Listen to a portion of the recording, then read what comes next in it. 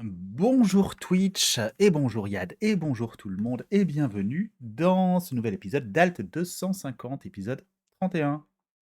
Hello, salut Puck, salut tout le monde.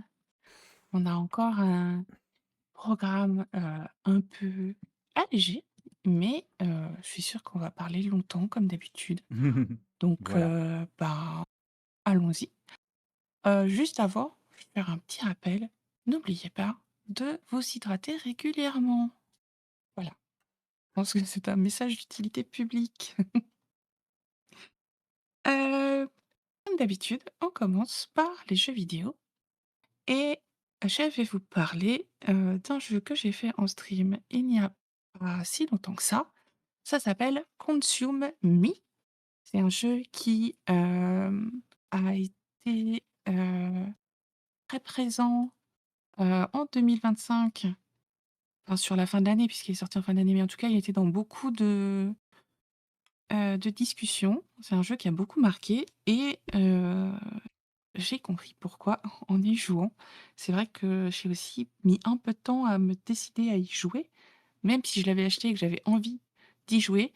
Hem, j'ai je me posais quand même des questions sur l'éventuel impact que ça pouvait avoir sur moi et ma santé mentale.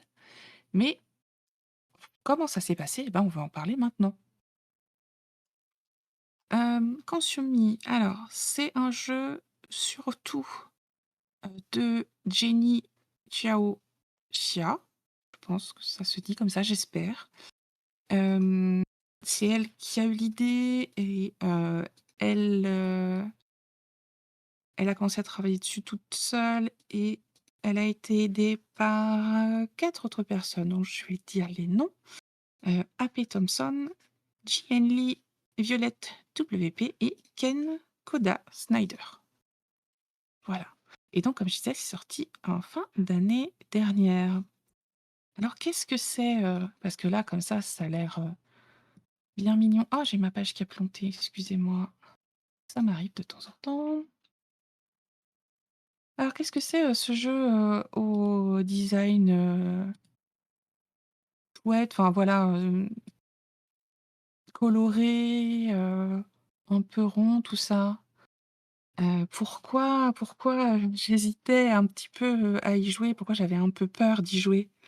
Ouais, Hem, hésitais-tu à lancer ce jeu cosy et je ne sais et bah, quoi? parce que ce n'est pas cosy, en fait. Ce n'est pas cosy. Cosy, pour moi, ça veut dire que c'est quelque chose de doux, de mignon, de réconfortant, et quand je suis mise, ce n'est pas réconfortant, en fait. Donc, pourquoi? Alors de quoi ça parle déjà? Ça va peut-être nous donner une idée de pourquoi ce n'est pas cosy. Hem, Quantum Me, c'est un jeu de simulation de vie. On joue Jenny, tiens, comme, le nom, de la personne principale qui a travaillé sur le jeu. Je dis ça, je dis rien. On y joue Jenny, qui est une ado américaine. Alors elle est à la fin du lycée, quand on commence le jeu. Elle, elle vient d'une famille, qui est, d'origine asiatique. Je pense que ça a quand même, une importance parce que, les parents, heu, exercent, une pression beaucoup plus grande, sachant que c'est déjà grand, mais, les attentes des, mmh, des parents, issus, de l'immigration asiatique et enfin même, sans être issus de l'immigration, sont très, très grandes, et ça met beaucoup, beaucoup de pression, et justement, bah, cette pression, Jenny, elle l'a. Elle l'a tout le temps parce que, bah, sa mère lui dit: «Tu es en vacances, tu vas rien faire de toutes tes journées? Tu devrais étudier». Coucou Gigatoun, coucou Coucou Gigatoun, Capitaine. bienvenue. On parle de Consume Me. Je suis juste en train de parler d'histoire là, je commence. Donc ouais, sa mère arrête pas de lui dire: «Mais tu vas rien faire de tes journées, tu devrais étudier. Heu, Sinon ça va mal se passer pour toi». Elle lui dit aussi, «Tu trop grosse, il faut que tu fasses un régime». Bam! Allez. Et Jenny se retrouve, c'est les vacances d'été, hein, donc Jenny qui pensait qu'elle allait pouvoir, faire, enfin se relaxer, bah, en fait non. Hem, Elle, se parle à elle-même en et ça, c'est représenté par, Jenny en face de son miroir et j'ai trouvé ça super comme, représentation. Donc notre petite voix intérieure qui est représentée par notre reflet dans le miroir et notre petite voix intérieure, la petite voix de Jenny, elle est horrible, elle est affreuse. Elle dit: «Mais oui, ta mère, elle a raison, il faut que tu maigrisses. Hem Et puis, faudrait que tu fasses ci, faudrait que tu fasses ça, faut que tu fasses ci». C'est même pas faudrait, c'est il faut que, il faut que, il faut que. Heu, ben, tu as intérêt à te bouger. Tiens, je te fais un programme.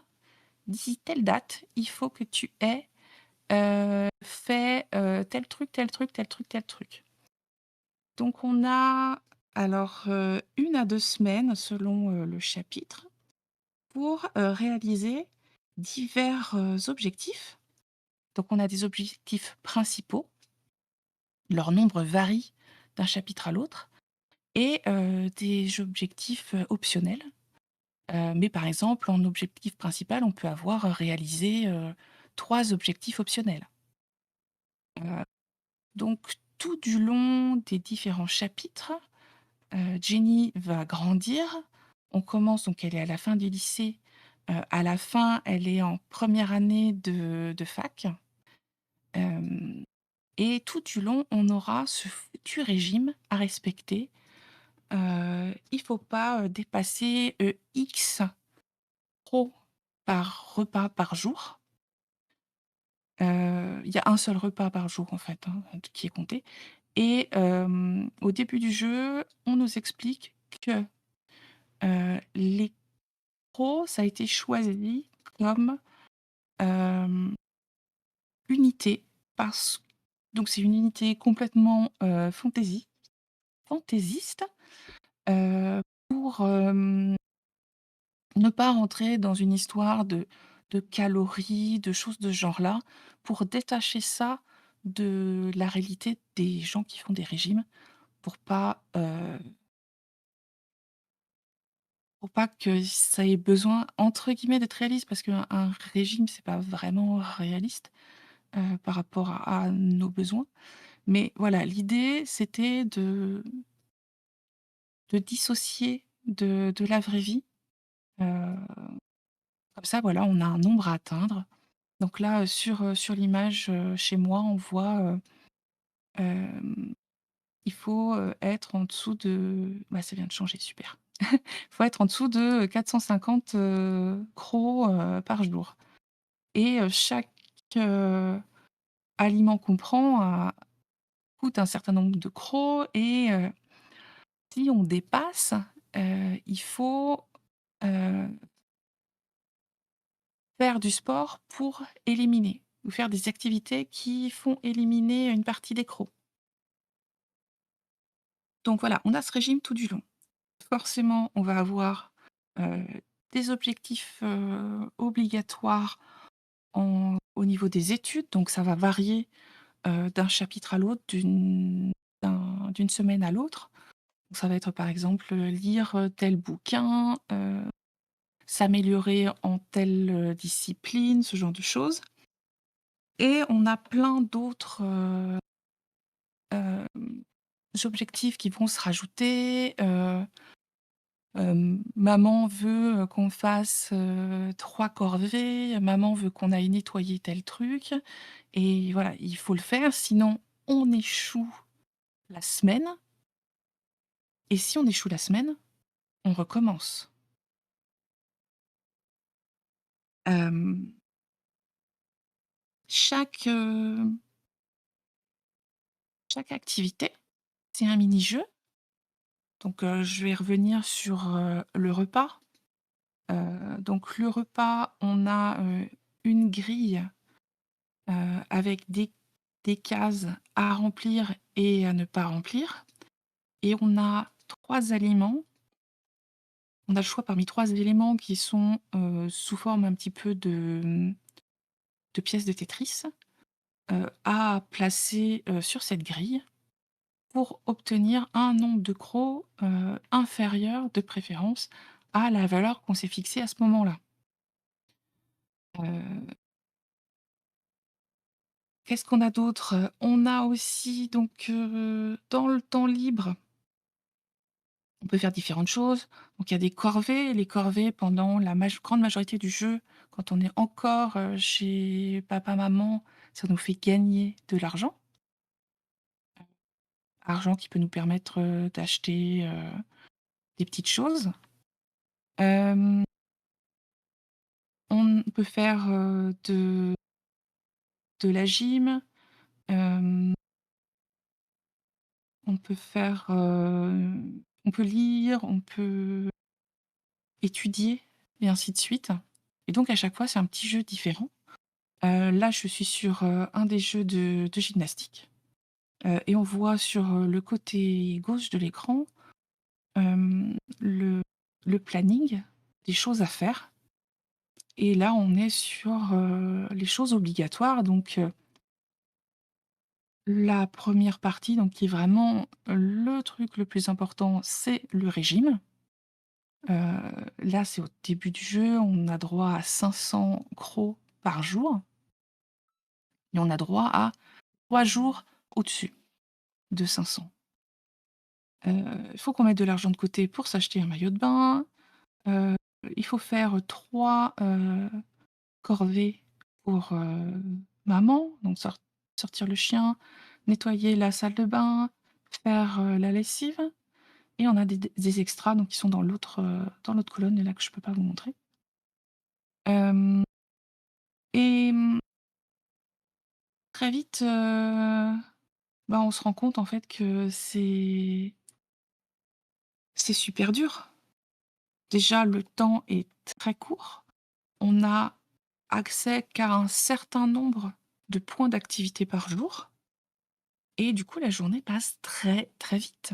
Il y a des activités, bah, qui vont prendre plus ou moins de temps, donc plus ou moins de points d'activité. Hem et on arrive très vite à l'heure du coucher et on se rend compte que, on est l'avant-dernier jour, de la semaine et qu'on va pas arriver à atteindre l'objectif. Donc ça ajoute une pression énorme.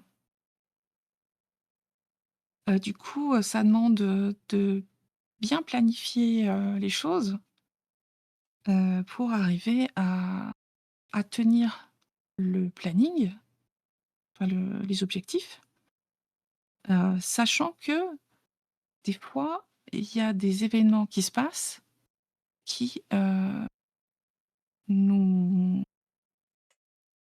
prennent du temps alors qu'on avait, prévu, de se dire: «Ah bah tiens, c'est bon, j'ai 3 jours pour faire tel truc, c'est bon, je suis large», et au final, l'histoire arrive et nous dit: «Ah bah non, tel jour, tu ne pourras pas faire autre chose que un élément de l'histoire. Donc tu as 1 jour de moins pour avancer, sur tes objectifs». Donc c'est, très, très la vie réelle, hein, n'est-ce pas? Et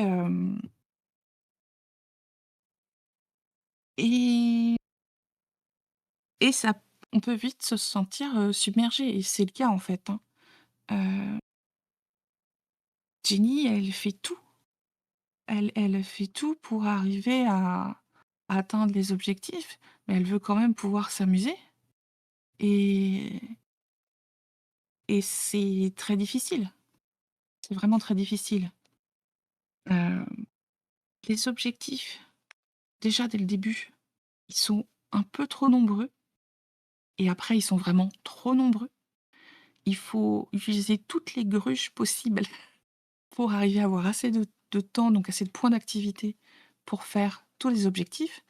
Donc par exemple, se coucher plus tard, ce genre de choses-là, sachant que derrière, ça a un impact sur, la santé physique, la santé morale, heu et que si on n'est pas bien, on peut pas avancer sur, sur les différents objectifs qu'on a. Par exemple, si on se sent trop mal, on va pas pouvoir étudier, hem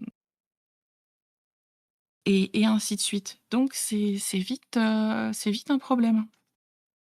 Heu, donc comme je disais, des objectifs trop nombreux, inatteignables parce que, l'exigence est très élevée, le temps est très court et ces objectifs qui sont liés à des injonctions, alors majoritairement externes, mais qu'on a fini par internaliser, ce qu'on voit, donné par la petite voix, ça conduit à une grande souffrance.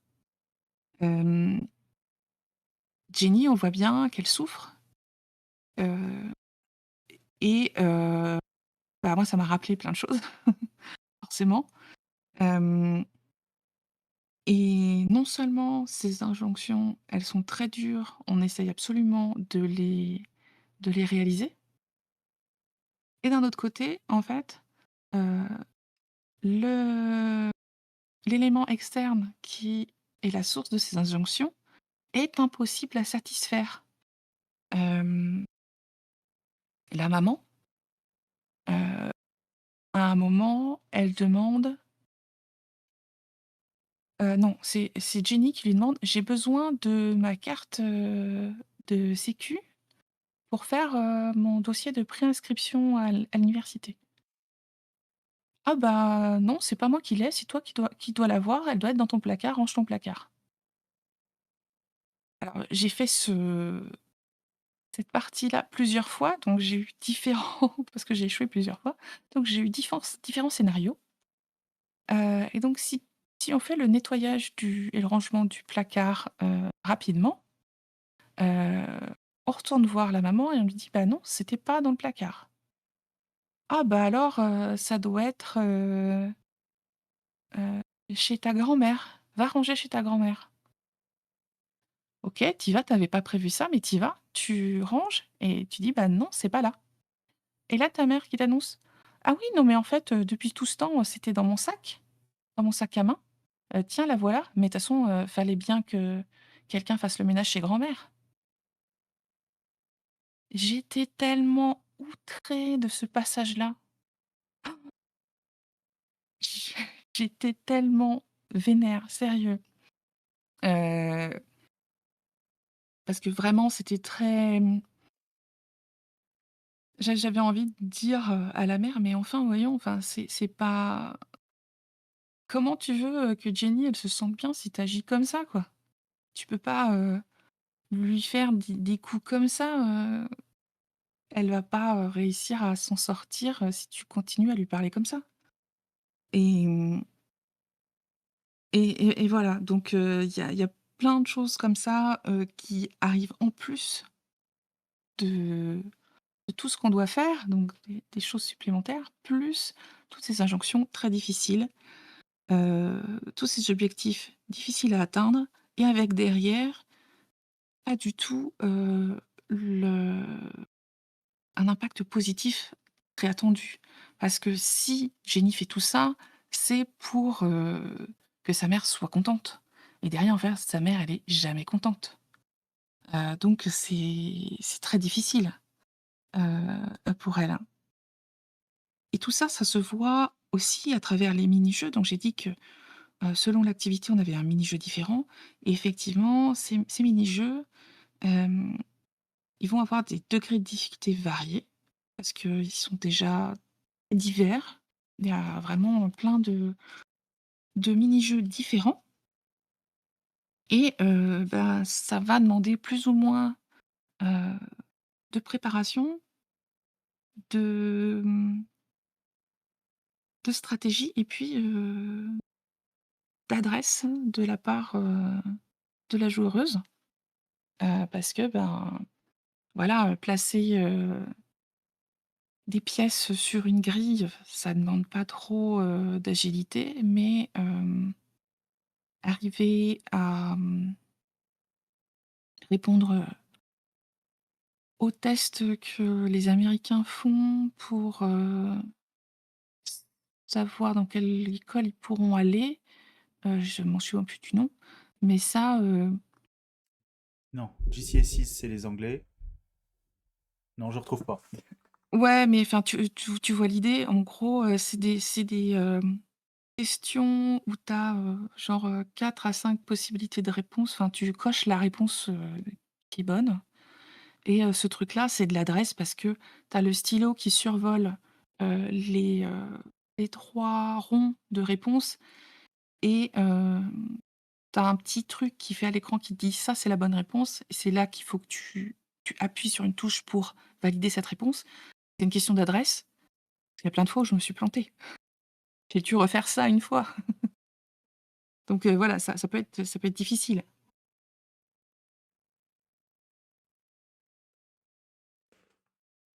Donc je parlais aussi de stratégie, donc on va essayer de planifier un peu en amont, qui ne marche pas toujours parce que comme je disais, des fois, il y a l'histoire qui vient, contrarier les plans qu'on peut avoir faits.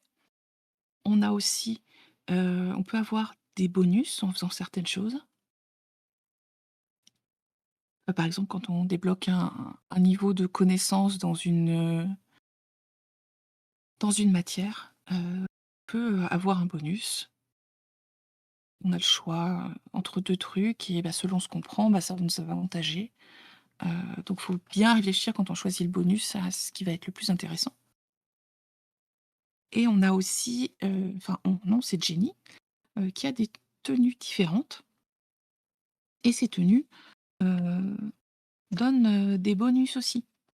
Donc par exemple, elle a une tenue, qui, fait que, ce jour-là, si elle fait du sport, elle va, gagner plus de points en sport ou se fatiguer moins en faisant du sport. Une autre tenue, qui fait que, elle va lire plus vite, ce genre de choses et donc il faut arriver à réfléchir à ça quand tu commences la journée et que tu choisis la tenue, pour prendre une tenue, qui va, être, enfin permettre d'avoir une journée efficace et très vite, tu te retrouves avec plus de tenue dans le placard parce que, tout est à laver et il faut que tu prennes le temps, c'est-à-dire 2 points d'activité pour aller, faire la lessive et plier ton linge. Donc c'est pas voilà, il faut naviguer avec tout ça et donc comme je disais, j'ai dû recommencer certains chapitres vraiment plusieurs fois, heu, surtout le dernier qui a été très, très, très, très douloureux, parce que vraiment on était à un niveau, de demande dans les objectifs qui Mmh. était ultra élevé, hem et c'était tellement frustrant parce que voilà, disait: «Mais j'ai fait tout ce que je pouvais et j'ai pas réussi à atteindre, l'objectif, fixé. Bon, bah, on recommence». Heu et voilà, enfin c'était difficile. C'était difficile. Hem et donc quand tu échoues, heu, ça se passe au moment où tu fais le bilan de ta semaine avec, le moi, la réflexion dans le miroir, la petite voix qui te dit que tu es qu'une merde en fait et que tu arriveras à rien, mais bon, c'est bon, tu peux recommencer et tu as intérêt à être meilleur et cette petite voix-là, elle retranscrit bien comment, on est encore plus dur avec nous-mêmes que les injonctions externes qui nous sont, envoyées, par, les autres. Hem, C'est-à-dire que, si on a une injonction, qui nous dit, de faire quelque chose à un niveau, 100, nous, on va dire: «Ah bah non, c'est pas assez, il va falloir que je fasse 200 pour que la personne, elle soit contente» et c'est ultra usant, ultra usant. Heu, Surtout que derrière, la plupart du temps, donc dans 99 des cas, la personne ne s'est pas rendue compte qu'on avait fait 200 et même si on avait fait 100 elle serait pas contente et même si on a fait 200 elle s'en fiche. Donc le le jeu Consume Me le montre très bien. Tous ces Je pense que, le message passe bien parce qu'il y a plein de mini-jeux différents, parce que le jeu est coloré. Hem, Ça aide à continuer à avancer dans le jeu, même si derrière, bah, moi personnellement j'étais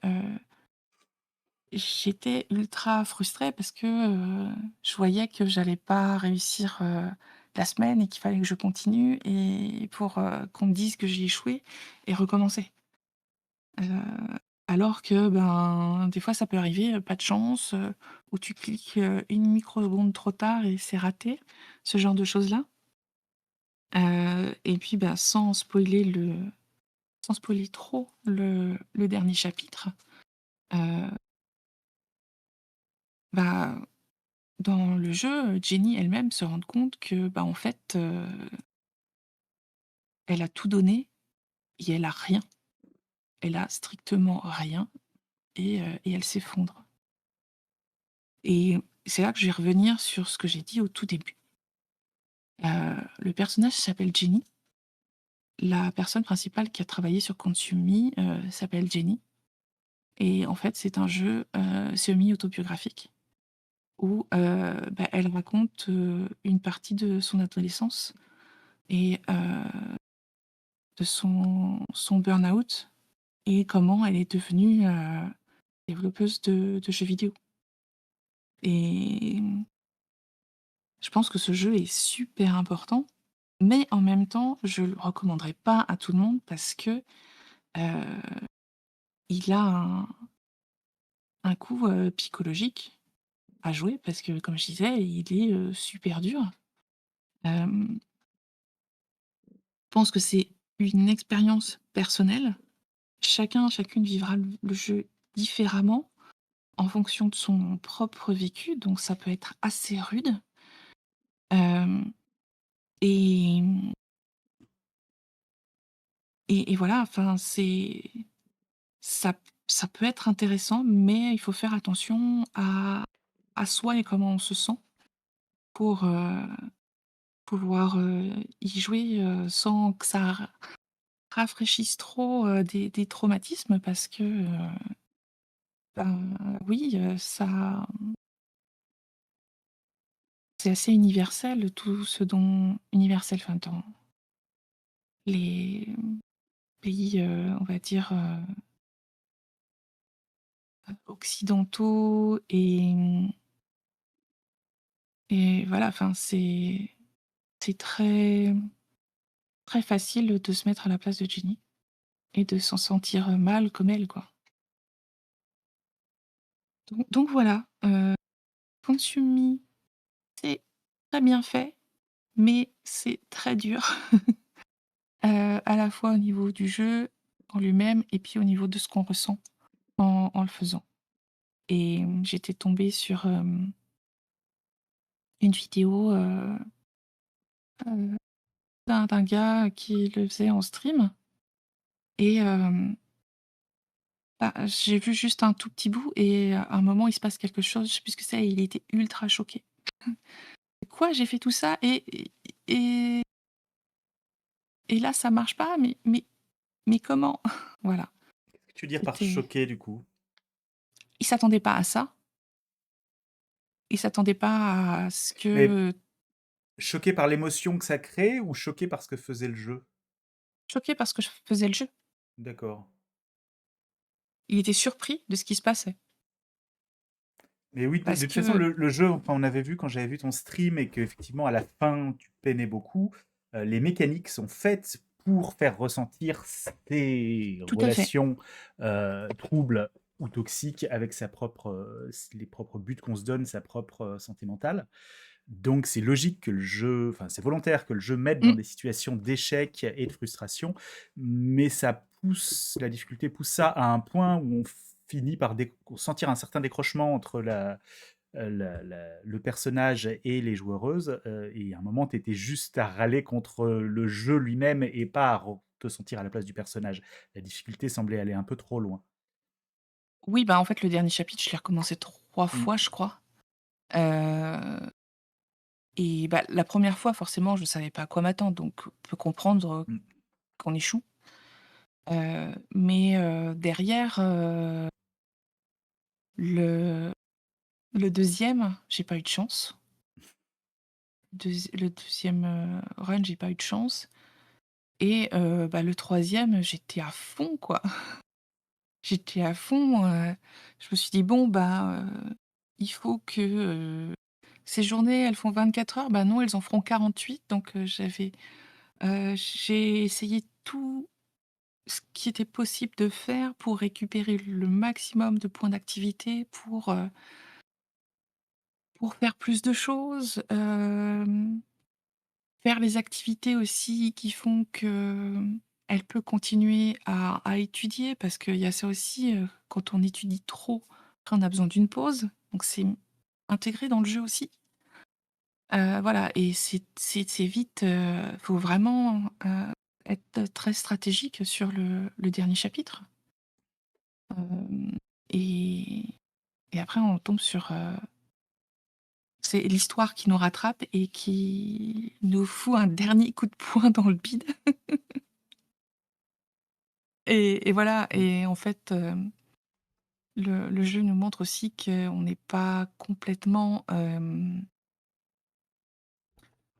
acteur, actrice de notre vie, qu'on n'a pas la main sur tout et que, même si on se prépare bien, même si on pense avoir tout prévu à l'avance, tout, réglé de façon millimétrée et tout, heu, bah, en fait, ça peut nous exploser à la tronche parce qu'il y a plein d'autres choses qui peuvent se passer dans la vie, qui vont, faire dérailler tout le beau plan qu'on avait prévu, heu et et voilà, quoi.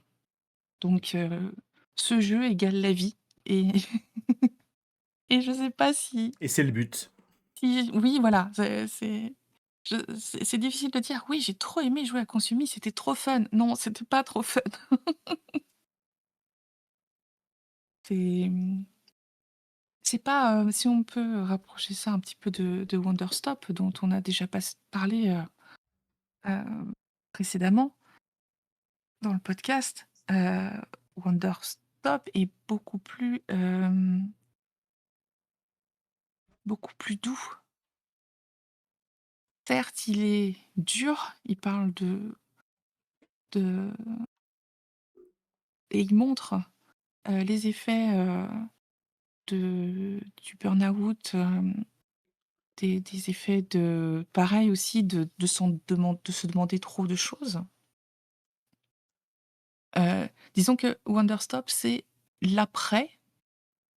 Le burn-out est là, on s'en est pas forcément rendu compte, mais il est arrivé, et Consumi, c'est, heu, le chemin vers le burn-out. Et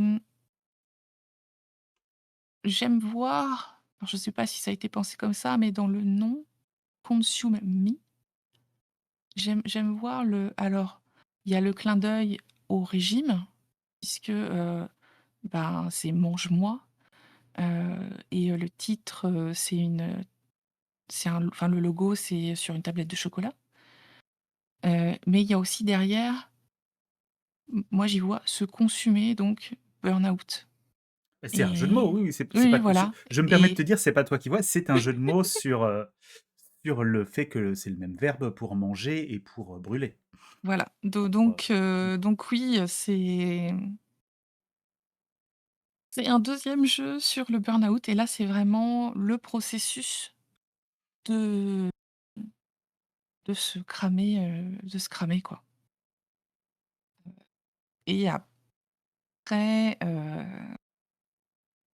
voilà, c'est un processus vicieux dont on se rend pas forcément compte. Alors là, nous, comme on est externe, même si on incarne notre génie, on est quand même externe, hem, c'est nous qui décidons pour elle, ce qu'elle va faire dans la journée. Heu, on se crame à travers elle, en fait, et et oui, c'est pour ça qu'à la fin, j'en pouvais plus et que je me disais: «C'est ridicule, il y a vraiment trop, trop de choses, il y a trop de choses à faire», et je pense qu'il y a des gens qui peuvent être surpris parce que, bah, normalement, un jeu, tu le réussis, enfin, si tu fais les tâches qui te sont données, tu réussis et en fait, dans Consume, tu fais les tâches qui te sont données et tu échoues et c'est c'est super, dur comme leçon, en fait, venant d'un jeu. Voilà, donc peut-être que ça peut aider des gens à se rendre compte, de ce qui se passe dans la vie de personnes de leur entourage, de ce qui s'est passé, de ce qui est en train de se passer. Ça peut peut-être aider des gens. Je je sais pas, je saurais pas dire, mais en tout cas, voilà, c'est, heu, un jeu bien foutu, très dur avec ses joueuses, mais en même temps, c'est très représentatif, de la vie, en général, hein. Voilà. Je fais une pause pour boire parce que c'est enfer ici. Et en termes de durée, c'était relativement long en plus. C'est pas quand tu parles d'échecs et de cette opposition à l'échec, c'est pas un petit jeu expérience d'une heure ou 2, c'était quand même un jeu de 6 8 heures, Heu, oui, alors, moi, en tout, heu, j'ai passé 10 heures en voilà. stream. C'est là où il y a peut-être une limite entre son ambition de créer une expérience où le gameplay soit source de tension et ces tensions soient son discours, et la possibilité de la plupart des joueuses à se confronter à cet échec, non pas dans le discours, mais dans simplement l'expérience de jeu. Où je pense que malheureusement, il y a quand même beaucoup de gens qui vont faire soit nope d'avance, soit baisser les bras, juste parce que, bah, à un Oui, moment, c'est très intéressant de proposer quelque chose qui est volontairement pas intéressant, mais combien de temps ça peut durer avant qu'on fasse OK, bah, c'est pas intéressant, j'arrête. J'ai compris ce que vous vouliez me dire, passez à autre chose. Ce qui était mon alors expérience à moi en tant que sur, spectateur, c'est dur de savoir ce que ça donne en tant que joueuse. sur, How Long to Beat, hem, donc il y a une centaine de personnes qui ont répondu et il est en 7 heures. Mm. Ce qui est déjà long.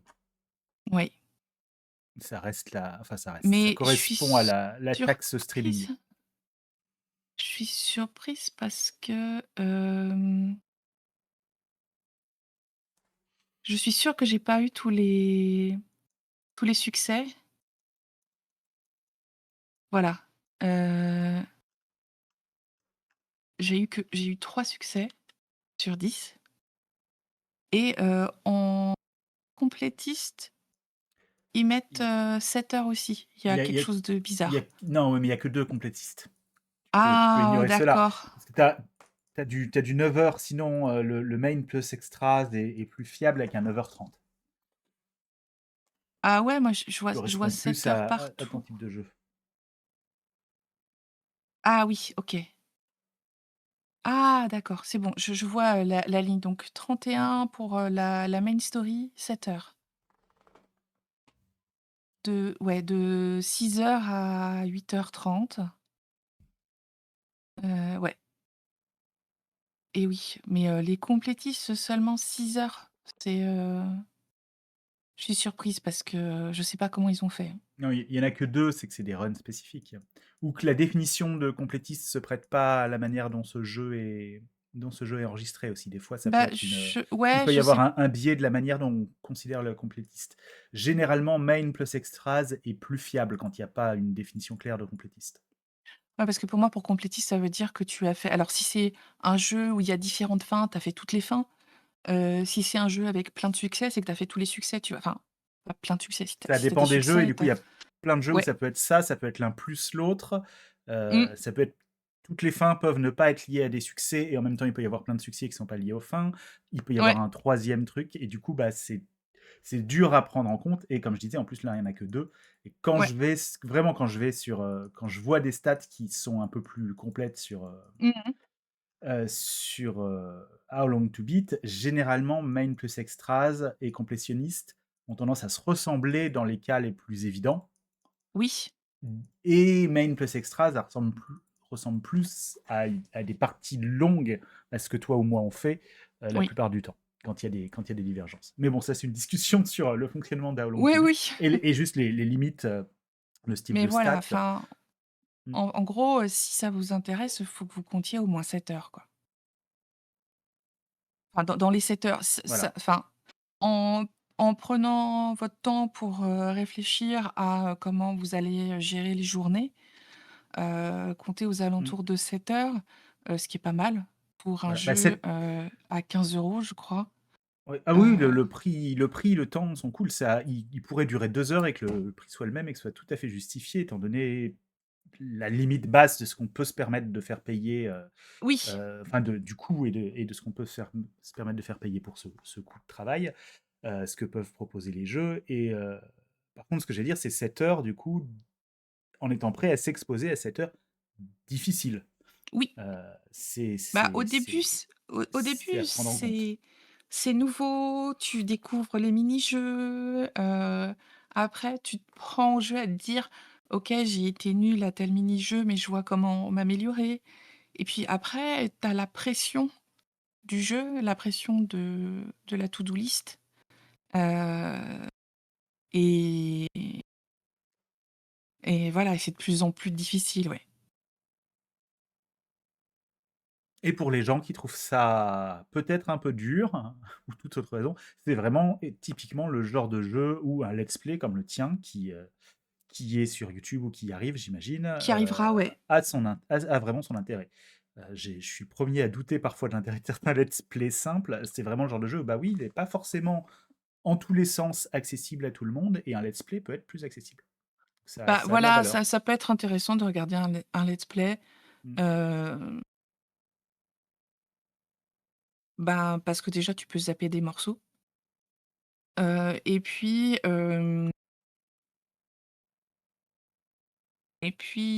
enfin je vais pas dire tu peux voir si le jeu est fait pour toi parce que le let's play du coup là moi j'ai fait toute l'histoire, je fais pas le jeu à fond avec tous les succès parce que je me sens pas capable de retourner, C'est heu, bizarre qu'ils aient joué le jeu, enfin qu'ils aient joué le jeu, qu'ils aient pris l'option d'avoir des succès un peu cachés, un peu nécessitant de jouer plus. Ça me semble un peu en bah, en fait contradiction avec l'optique de base du je jeu. je dirais plutôt en fait c'est des succès qui sont liés à ton style de jeu.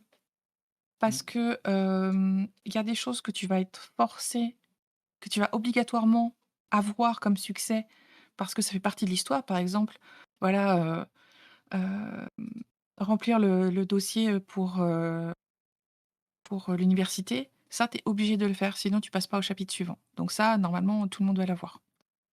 Tous ceux qui font le jeu jusqu'à la fin vont l'avoir. «Salut Luna, t'installes s'il te plaît? Non?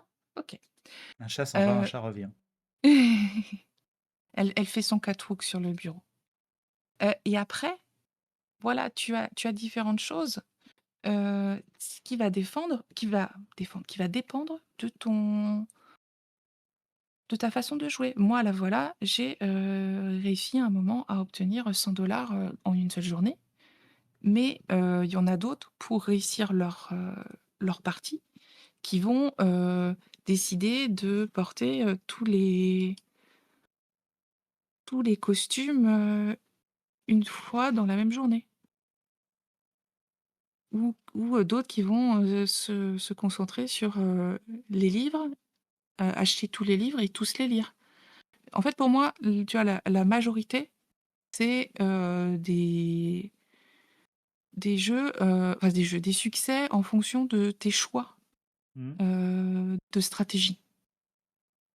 Tu peux pas faire ça en une seule partie, c'est pas possible et comme je dis, je ne suis pas sûre qu'il y ait Et beaucoup de gens qui aient refait le jeu voilà, comme je disais, pour il y a avoir une le reste. Mmh. contradiction entre Je le comprends. fait d'avoir un jeu qui joue sur la toxicité de beaucoup de processus liés à la santé mentale, processus d'addiction, de détournement pervers de bonnes intentions, et de jouer sur spécifiquement la mise en place de succès dans le jeu qui joue sur des problèmes de santé mentale, d'addiction et de compulsion pour les joueuses. Du coup, le Mmh. jeu propose un truc toxique pour les joueuses qui est pas ce qu'il aborde, mais qui est un autre pan d'une question de santé mentale. Et je trouve ça, comme je disais, un peu contradictoire. Ouais, mais alors après, comme je te disais, vu la durée, heu et vu le fait qu'il y aura pas beaucoup de variations, enfin, je veux dire, les événements resteront les mêmes à peu près, heu, C'est ce que je dis. voilà, C'est tu ça a vraiment pas pas justifié. d'intérêt de enfin, moi, je vais pas le platiner celui-là. Je sais, je vais pas faire tous les succès, c'est je m'en sens pas capable. Voilà, c'est je sais que je pourrais pas. Voilà, mais oui, du coup, Et enfin, du coup, je ouais, c'est comprends ce que vraiment, tu dis, je mais pense qu'il faut faire un trigger warning pour tous les gens qui ont du mal à pas essayer de faire tous les succès parce que et c'est, pourtant je suis une du coup, ça complétiste, hein. expose à beaucoup, quoi. Enfin, je suis une complétiste, je le fais pas je suis une complétiste raisonnable, on va dire. Parce que, en fait, en gros, quand je finis un jeu, je regarde les succès et je me dis: «Est-ce que je suis capable? Est-ce que je veux faire ces succès-là?» Et si c'est et puis, bah, du coup, il y en a, où c'est non et d'autres où c'est oui. Ouais. Moi, ça m'arrive, mais enfin, s'il y a 8 succès et que j'en ai déjà 7 et que le dernier, il prend 5 minutes, quoi, mais c'est tout. Oui, voilà, non, mais c'est Sinon, ça. C'est en fonction. sinon la plupart du temps, il y a plein de succès, il t'en manque 20, c'est des trucs compliqués, tu comprends même pas ce qu'ils veulent dire. Oui, Et c'est là où, justement, bah, si l'expérience est potentiellement négative, volontairement négative, pas en mal de la part des créatrices, et qu'il y a cette manière de pousser des gens qui ont un rapport addictif à la consommation des jeux, à s'exposer plus à cette expérience négative, je comprends pas qu'il n'y ait pas de réflexion là-dessus. je sais pas, c'est vrai que je vais refaire le rapprochement avec, Wonderstop, où si je me trompe pas, Wonderstop, heu, tu fais l'histoire, tu fais le c'est-à-dire tu fais le jeu une fois, tu as tous les non, tu as pas tous les succès. Attends, je sais plus. Pour moi, c'est typiquement le jeu où ça devrait être le cas. Justement, ça devrait t'arriver à la fin, tu devais avoir, si tu utilises des succès, il pourrait même y avoir un argument qui dise ce jeu ne devrait pas avoir de succès du tout et pointer le problème des succès, mais ça devrait se terminer sur, ok, tu as un succès qui te dit c'est bien, tu as fini, tu as vécu l'expérience, tu as passé l'épreuve, Oui, c'est ça. tu es allé au bout de la réflexion. Tu Ça fais devrait pas tout te le jeu. pousser à d'autres réflexions. J'ai eu un doute à un moment Mm. parce que je me suis dit: «Est-ce» parce que des fois tu as des choix, enfin des choix, tu peux répondre des choses différentes à des différents personnages, mais en fait non. C'est vraiment tu fais l'histoire en entier, tu as tous les succès parce que tous les succès sont liés à ce qui se passe dans l'histoire et Mm. donc bah, tu vois bien au fur et à mesure, hein, heu, que, plus tu vas dans l'histoire et moins il y a de monde qui sont arrivés au bout et voilà, Oui, oui, ceux bien qui sûr. Ça, c'est sont normal. C'est là où les succès sont utiles. mmh, Il y a le côté les joueuses qui jouent au succès. C'est très utile aux devs pour mise à jour du jeu ou pour développer un autre jeu mmh plus mh. tard, à savoir ce que font les gens, où ils vont. C'est pour ça que des fois, il y a des succès très bizarres de temps en temps et qu'on des pourcentages aussi très bizarres. Et des fois, c'est juste pour vérifier quelque chose parce que c'est un moyen simple, en particulier pour des petits jeux, d'avoir certaines données statistiques. Donc voilà, un autre jeu sur, le burn-out, pour compléter ma petite collection, de jeux réconfortants. Non, les jeux qui nous apprennent, faire attention à nous plutôt. Voilà, mais oui.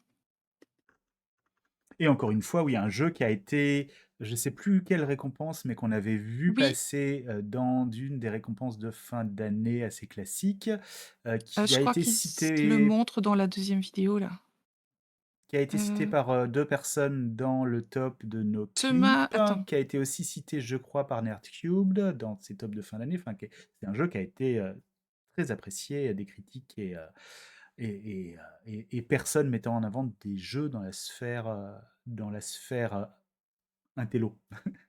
heu, il y a une des vidéos sur la page, Steam du jeu où ils présentent un prix qui s'appelle le Sumaz McNally Grand Prize. C'est de ça, heu, Non, tu parles? c'est pas de ça que je parle, non. Bon, bah, c'en est un autre alors. Voilà, Voilà. donc ils ont eu plusieurs prix. Voilà.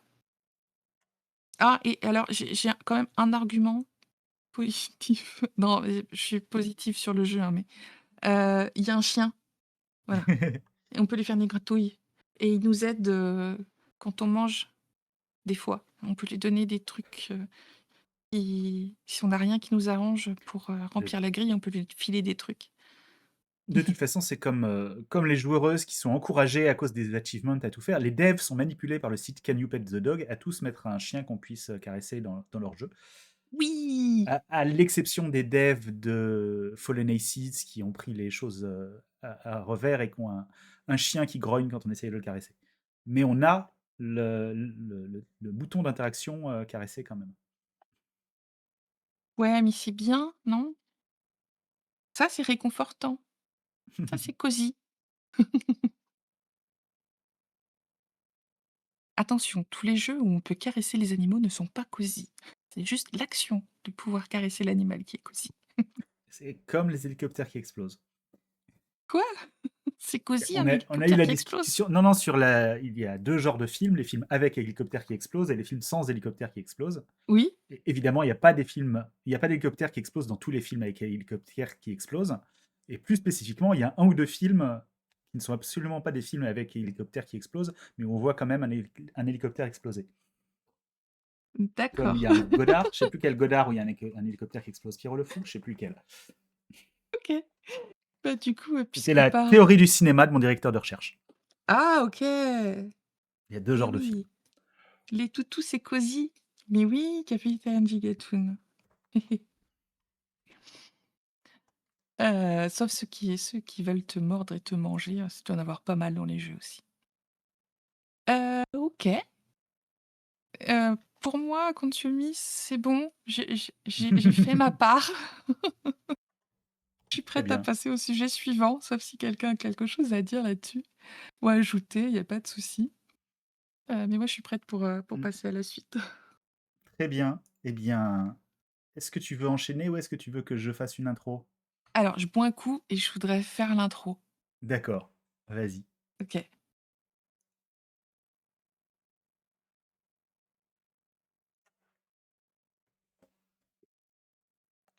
Parce que j'espère que mon intro, elle va avoir un peu de classe.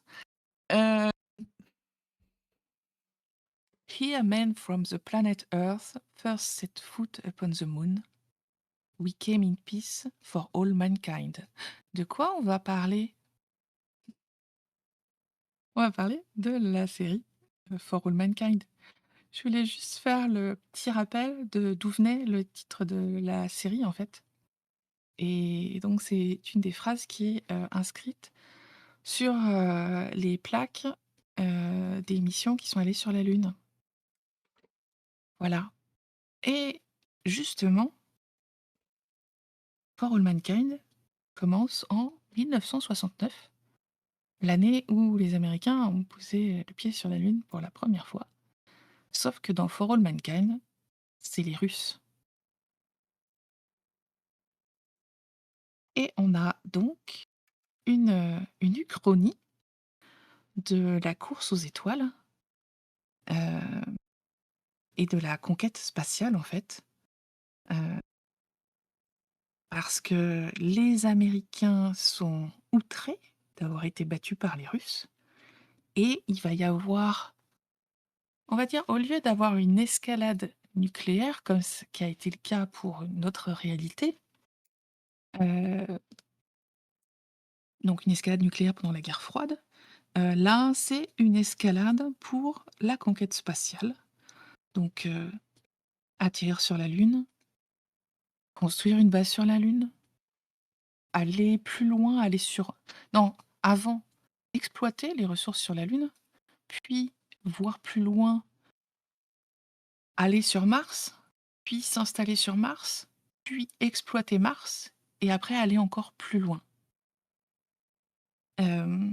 For All Mankind, on est à sa 5e saison et il y en a, alors je viens de voir ça là, il y a pas très longtemps.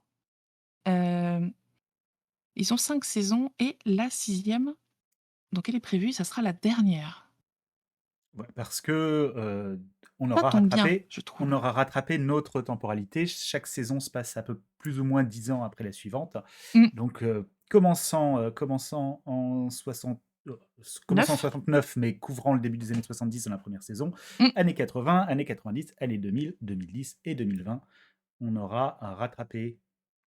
Ouais, hem, oui, au début de chaque saison, il y a un truc vraiment enfin, que j'aime bien, mais on s'en prend vraiment plein la tronche. Le premier épisode, le début du premier épisode, c'est un rattrapage des événements géopolitiques, heu, qui se sont passés parce que donc à chaque fois, il y a un saut dans le temps et waouh, c'est ça passe par, c'est comme un zapping de la télé et donc on a plein d'événements, qui nous permettent de nous montrer qu'on a avancé dans le temps, les événements importants et tout ça et c'est bien fait, mais ça a fait un gros choc. La première fois qu'on a vu ça, bah, c'est au début de la saison 2 et j'ai fait: «Waouh!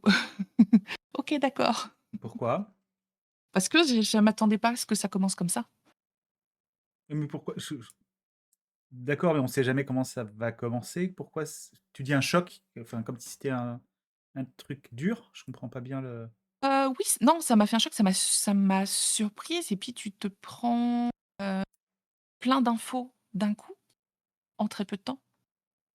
Faut Il dire que faut c'est pas des tout infos utiles, c'est un peu des clins d'œil pour les ouais, selon les pour te connaissances situer. qu'on Ouais, a, historiques, c'est pas du tout des infos, c'est pas des rappels de ce qui s'est passé dans la saison d'avant non, et c'est pas des infos importantes pour comprendre la saison qui va venir. C'est ça te juste du permet de te contexte situer où tu es. pour Ouais, les gens qui ont des connaissances sur cette période historique, sur, cette spécificité géopolitique.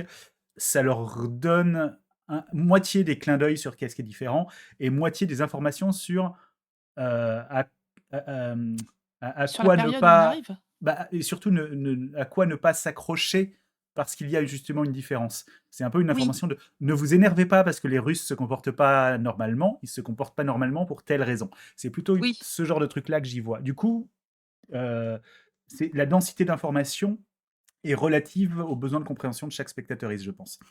oui, c'est ça. Mais moi, du coup, je trouve que j'ai pas le temps de digérer le truc et heu et voilà, parce que ça passe très, très vite d'un truc à l'autre. Effectivement, c'est pas l'important. C'est vraiment juste pour te resituer dans le contexte, heu et je trouve que c'est bien fait et c'est peut-être pour ça aussi que je dis: «Ça m'a fait un choc». C'est parce que du coup, Mm. heu, dans les séries que j'ai vues, j'avais pas encore vu ça et bah, au début, j'ai trouvé ça enfin, ça m'a plu. Enfin, j'ai fait: «Ah ouais, d'accord, on peut faire ça comme ça, sans, mettre un texte, à la con, qui est chiant à lire». Heu, Sachant que j'ai pas de problème de lecture à l'écran, hein, mais pour moi, je trouve pas ça intéressant comme technique. Heu et tu pas un personnage qui, te fait, enfin qui parle à un autre pour lui expliquer ce qui s'est passé. Ça aussi, je trouve ça, artificiel. Donc voilà, c'est quelque chose qui est bien fait, en fait. Et ouais, j'avais trouvé ça plaisant. Voilà. Après, j'ai trouvé ça, hem oui, alors je parle au passé, mais je vous expliquerai après pourquoi. Hem, donc on est dans une uchronie. Hem, donc dans la saison 1, les États-Unis, bon je vais si vous n'avez pas vu la série, je vais spoiler un petit peu ce qui se passe dans les saisons. Mais bon voilà, c'est une série qui en est à sa saison 5, qui a commencé en 2019. Bon, voilà.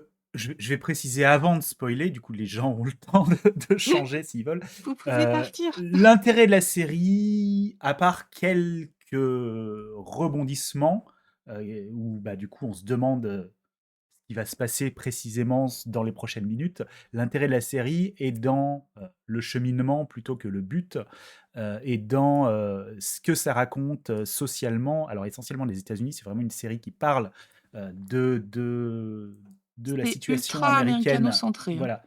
Et parce que ça parle culturellement, c'est pas au sens où ils ont des œillères, hein, c'est parce que le discours est sur la C réalité, l'écart avec la réalité du comportement du gouvernement américain avec ses dépenses, avec la NASA, des liens entre la politique et la recherche, des liens entre l'armée et la recherche, entre l'armée et la politique, et de la manière dont tout ça est lié au capitalisme. Et du coup, c'est pour ça que le cheminement nous dit des choses sur tout ça et que c'est plus important que ce qu'on risque de spoiler. Voilà, en fait, je vais vous dire juste les étapes. En fait, dans la saison 1, la Russie, arrive, sur la Lune et donc les Américains, avec la NASA, vont tout faire pour aussi envoyer une mission et réussir à poser le pied sur la Lune. Heu, saison 2. Je suis désolé, du coup, à ce stade-là, peut-être pour les gens qui sont curieux, on peut préciser le point de divergence. La série commence en 69 et s'ouvre sur les images des premiers pas sur la Lune, et on a la surprise du fait que ce Oui, soit des Russes et pas des Américains. Le point de divergence avec la réalité se passe 63 ou 64, je sais plus, une des premières missions Apollo qui, dans la réalité, a donné lieu à une explosion. Et la différence est que dans la fiction de For All Mankind, cette explosion est mortelle et tue, je crois, 2 personnes. Euh, la NASA change du coup son fonctionnement pour le développement des missions Apollo à partir de cet événement pour prendre moins de risques. Et du coup, prenant moins de risques, retarde progressivement tout son programme. Et 5 ans après, n'est pas au stade d'aller sur la Lune. Voilà. mmh, c'est vrai. Heu, la saison 2, c'est la conquête de la Lune pour exploiter ses ressources. Donc c'est installer une base, heu, les vols réguliers, ce genre de choses. La saison 3, c'est la course vers Mars. La saison 4, c'est la conquête, l'exploitation de Mars. Voilà, l'installation et l'exploitation des ressources et bah, la saison 5 se concentre sur Mars. Hem et les relations entre Mars et la Terre. Voilà, sans en dire plus, puisque c'est la saison qui est toute fraîche là. Hem, pour moi, la saison 1, elle sort énormément du lot, parce que moi, ce qui m'a le plus accroché et vous allez dire: «Bah ouais, c'est normal, te connaissant», c'est, pour moi, il y avait quelque chose de très important dans la saison 1, c'est que comme les Américains se rendent compte que les Russes ont des, heu, cosmonautes femmes, ils se disent: «Ah merde, on va faire une équipe féminine» et donc la saison 1, heu, présente, le programme de formation, des premières femmes qui sont astronautes et moi j'avais vachement accroché à ça. Heu, j'avais vraiment, vraiment enfin, tant qu'elles sont là, c'est j'accroche beaucoup plus et en fait, au fur et à mesure des saisons, ces personnages-là vont disparaître et Ça donc il y a reste d'autres beaucoup dans la personnages. saison 2 quand même. Les saisons 1 et 2 ont forment une entité Oui, scénaristique, tout simplement pour des raisons aussi d'acteurs présents à l'écran, de générations qui sont actives. mmh, Hein. Les 2 premières saisons forment une entité qui fait sens et qui est pas mal tournée sur, un, la Lune, et 2, ce groupe de personnes, dont les femmes. oui, c'est ça Mm. et après, bah, heu, alors, il y en a quelques-unes qui disparaissent, d'autres qui sont Mm. moins présentes, et puis il y en a d'autres qui viennent, d'autres personnages féminins. Et on s'éloigne de Heu l'armée, du coup, après. Après, on s'éloigne de la période où il y a quelque chose à dire sur la NASA et les femmes, et l'armée et les femmes. Et on et on s'éloigne entre dans une aussi de période. l'armée de manière générale, donc il y a moins de... Les femmes sont moins singulières en tant que femmes dans l'histoire. Voilà, on entre dans une période plus commerciale, plus en fait, c'est plus réservé juste, heu, à aux institutions, en fait, de lancer des fusées. Ça s'ouvre, hem et la conquête de Mars, c'est une course entre 3 vaisseaux. Le vaisseau officiel des États-Unis, le vaisseau officiel de la Russie, enfin de l'URSS et un vaisseau d'une entreprise privée. Hem Et et voilà, donc du coup, à partir de là, ce que je disais, on est plus dans un truc, hem, où ça reste des personnes exceptionnelles parce qu'il faut arriver à ils sont une dizaine dans chaque équipage, hein. il faut avoir, les formations, les connaissances et tout pour, piloter les vaisseaux et survivre dans l'espace, hein. Mais bah, c'est un peu différent entre, un vaisseau, de la NASA Mmh. et un vaisseau, privé. Donc c'est voilà, c'est il y avait une partie assez intéressante dans certains développements, voilà, de cette partie-là. Après, hem, c'est un peu à partir de cette saison-là que, moi, j'ai commencé à avoir des problèmes avec certaines choses qui étaient faites, que je trouvais moins intéressantes. Parce que fatalement, tu as toujours, le truc qui peut tourner mal, il tourne mal et le problème, c'est que je le vois arriver à 100 kilomètres.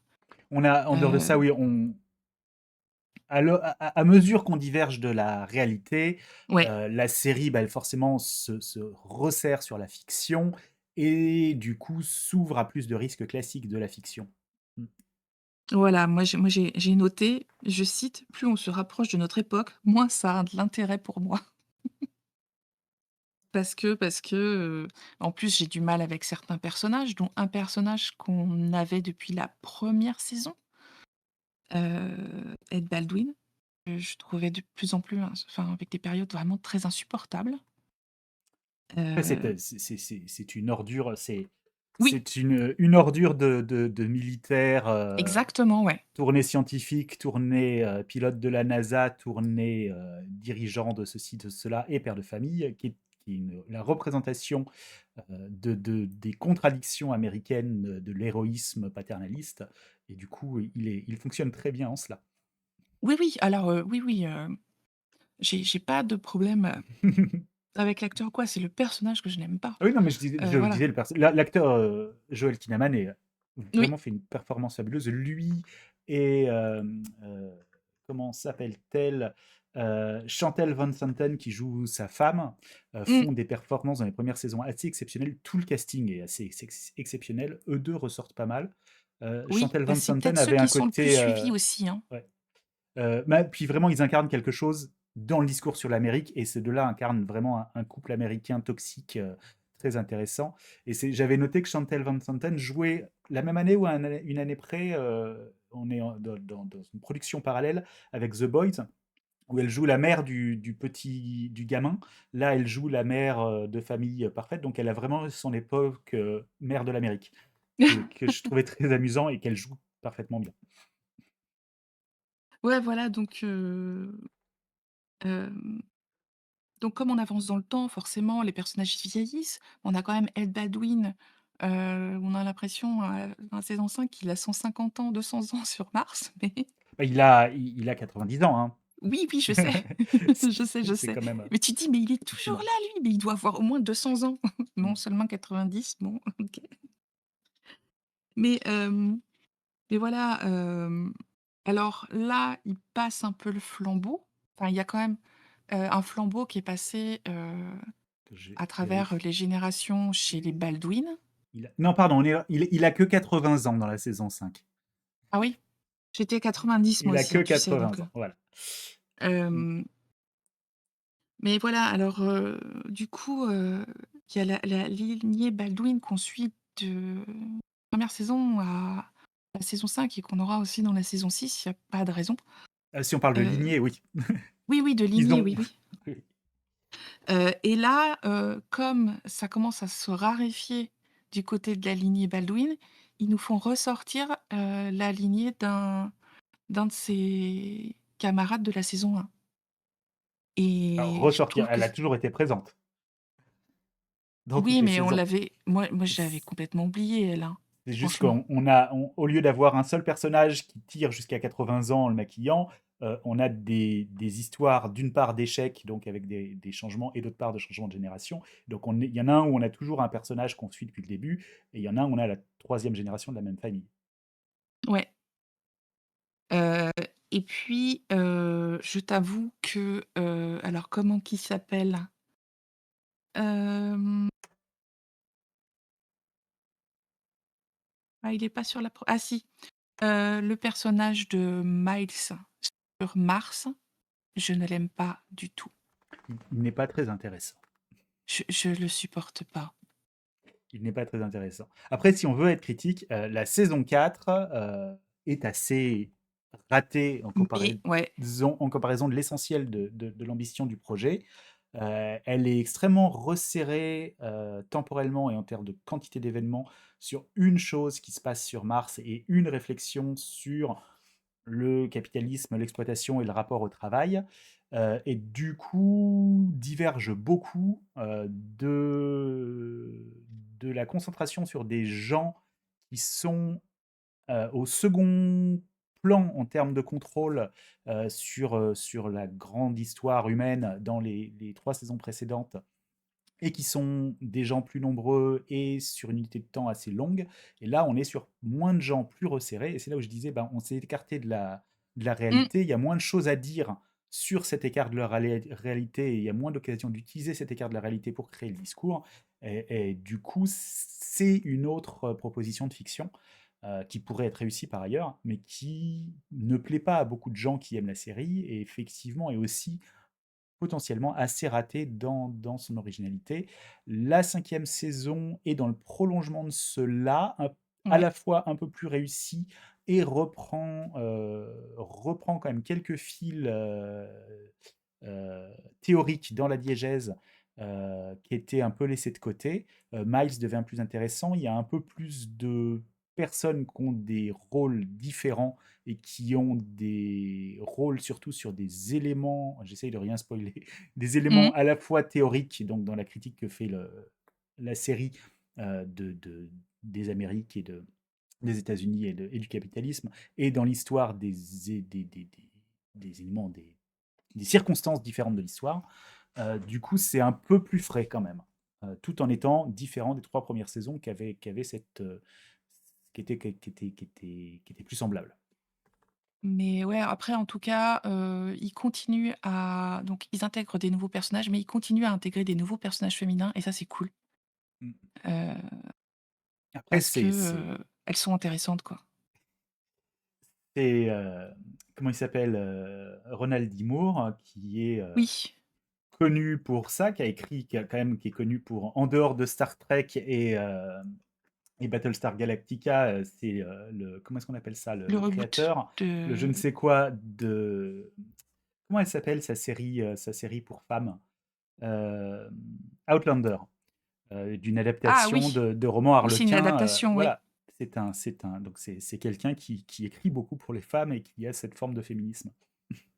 Voilà, non mais du coup, oui, oui, c'est pour ça, comme je disais, que, vraiment pour moi, la première saison avec, la sélection, des potentielles femmes astronautes, leur entraînement et tout ça, c'était super intéressant parce que, mais ça parlait de plein, plein de choses, de la place des femmes dans la société, Mm. heu, bah, une femme qui travaille déjà, c'était difficile. Une femme qui, fait, quelque chose de risqué, c'était encore plus gros et j'avais trouvé ça vraiment bien, quoi. C'était vraiment intéressant. Et J'avais même vraiment bien accroché là-dessus, quoi. du côté de la production, il y a pas mal de gens dans l'équipe et dans les gens qu'on voit, dans les actrices, hein, il y a un casting assez intéressant. Il y a beaucoup de gens Oui, qui ont été pas mal révélés là, qu'on a revus. Il y a, alors j'ai cité Joel Kinnaman, oui, qu'on voit pendant 5 saisons et qui fait une grande performance. J'ai cité Chantel Van Santen qui joue sa femme, qui est dans un rôle un peu plus classique. Il y a quand même dans des très notables, et l'autre personne qui est là pendant 5 saisons, Ren Schmidt, qui joue une mentorie, comment est-ce qu'on appelle ça, une élève de Werner von Braun dans la première saison, oui. qui est toujours là à la 5e, et qui fait une des grandes, grandes performances de télé, de cinéma, enfin d'écran de ces dernières années. Mmh. Je suis d'accord. Même si son accent est un tout petit peu forcé dans la première saison, ça va, ça vient un peu. Mais à part ça, à part ça, non, elle a vraiment un travail d'évolution du personnage qui est dans le dialogue qu'il y a entre son travail à elle et le travail qui lui est donné dans les dialogues, qui est vraiment une grande, grande réussite. Mmh. Et oui, voilà, j'aurais plus à redire sur les personnages masculins que sur les féminins. Voilà, je suis assez contente, de la représentativité, féminine. Les personnages masculins sont là pour montrer des choses toxiques, hein. On part d'une première saison avec des militaires, on finit avec des jaunes, avec des traîtres de syndicats. Les mecs sont vraiment là pour montrer tous les problèmes des mecs.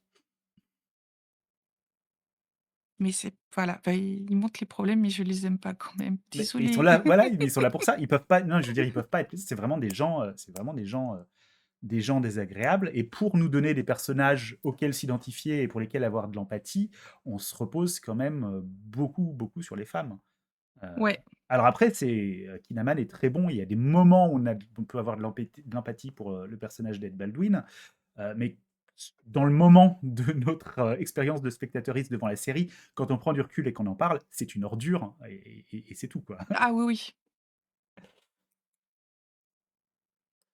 Hem et là, tu sais quoi? En regardant donc la dernière saison, donc qui se passe la plupart du temps sur Mars, qu'est-ce que ça m'a fait regretter The Expanse. Voilà, c'est tout. Moi qui ai Qui me fait pas, penser que j'ai j'ai les vraiment bouquins pas à lire. accroché à The Expanse, du coup, pour moi, For All Mankind, où je suis tout à fait en accord pour dire qu'il y a une baisse légère qualitative dans les deux Mmh, dernières saisons, mais pour moi, sans que ça gâche du tout la série, c'est une des meilleures séries de toute façon que j'ai vues, et très certainement la meilleure série de ce type science-fiction que je vois en activité, et même en remontant plus loin. Les deux, trois premières saisons, pour moi, sont au niveau je sais pas, qu'est-ce qu'il y a comme grande série, de Deadwood, de The Wire, de Carnival, de trucs comme ça. C'est vraiment le top du top. mmh, ouais, mais bah, après, enfin, The Expanse, c'est une autre, Après, The Expanse, c'était très c'est fun, un autre mais je suis sujet. pas resté sur The Expanse. J'ai même pas vu la fin de The Expanse, d'ailleurs, quand ça a été coupé longtemps. Je suis jamais resté sur The Expanse en me disant, ça m'a enrichi, ça m'a motivé à en parler ou quoi que ce soit. C'était pas du tout aussi motivant. C'était juste une série satisfaisante Ouais, pour moi. mais n'empêche, ce qui se passe sur Mars, Mais justement, c'est c'est là qu'il y plus a un problème. intéressant, mais bon. Mais non, mais justement, c'est là qu'il y a un problème, justement, dans le changement de mode narratif de For All Mankind. Oui, Effectivement, je suis d'accord, en se rapprochant de l'anticipation, il il perd le fil, il perd ses qualités et il n'en retrouve pas d'autres. Et effectivement, dans le champ lexical de l'anticipation, il y a d'autres choses à raconter sur l'état de l'humanité dans le système solaire qui ne sont pas racontées par For All Mankind parce que coincé par son unité de temps et d'espace. oui. Et du coup, bah, effectivement, peuvent être plus intéressantes dans d'autres séries. Ou d'autres fictions, Mmh. d'ailleurs. Mm. Enfin, à l'occasion, peut-être, tu recommenceras, ou tu continueras The Expanse. Il y a, un gros, hem, focus sur, les syndicats Ah et mais voilà, c'est juste j'ai vu tout jusqu'à la coda d'Amazon, quoi. J'ai pas vu la coda ah! d'Amazon, c'est tout. D'accord, OK. Oui, oui. J'ai OK, pas OK. vu la dernière saison, c'est tout. Ouais. OK, je Parce que comprends bon, reprendre après 5 ans quand on a tout oublié, et qu'on n'a pas tant aimé, ça m'intéressait pas. et J'avais pas pourtant le The temps. Expanse, je ne pouvais pas saquer le personnage principal au début, hein, Qui est et pourtant. pour le coup, alors c'est potentiellement aussi un connard, et on pourrait le justifier comme ça, mais si on part sur une discussion là-dessus, la série essaye beaucoup de nous le vendre comme jeune premier malgré les défauts qui pourraient être justifiés dans l'histoire. Et l'acteur fait pas grand-chose au début pour nous aider. C'est vrai que Oui. c'est dur, hein. Ouais, ouais, c'est un peu dur.